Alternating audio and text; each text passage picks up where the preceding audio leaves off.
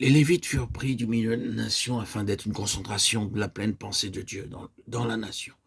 Leur ministère même, s'il comportait plusieurs aspects, était principalement en lien avec l'autel. Un tel ministère, un tel service, un tel dessein nous conduisent toujours très étroitement en relation avec les souffrances de Christ.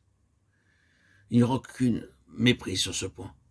Lorsque vous vous trouvez réellement en phase avec le plein dessein de Dieu, vous êtes précipité dans une vie dans laquelle vous connaîtrez la communion de ses souffrances. Cela fait partie d'un tel ministère.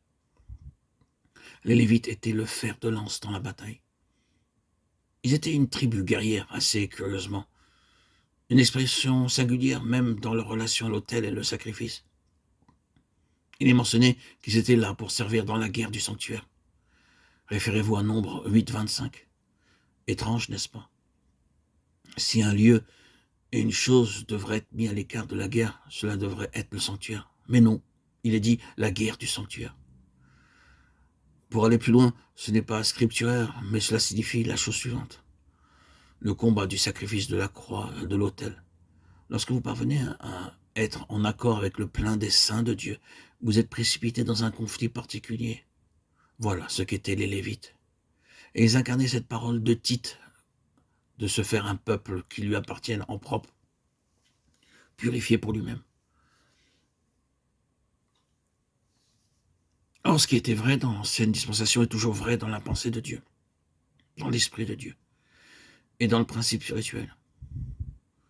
Nous sommes sans doute passés de l'époque des figures, des symboles et des systèmes extérieurs qui incarnaient les principes pour arriver au domaine clair et pur de la réalité spirituelle.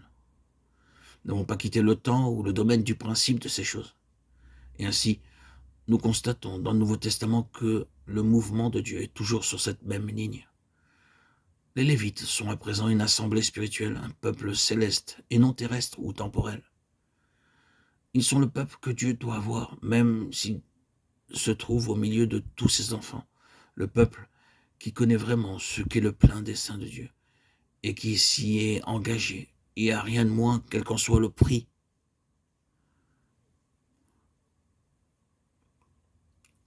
Je ne suis pas en train de dire, notez-le frères et sœurs en Christ, que nous sommes des Lévites. Non, non, ne vous méprenez pas sur mes propos. Mais je dis tout simplement que Dieu cherche toujours ici-bas un peuple en qui il peut trouver la plus complète réponse à ce qui est dans sa propre pensée depuis l'éternité. Il le recherche sans cesse et il ne sera jamais satisfait avec quelque chose d'autre ou de moindre que cela.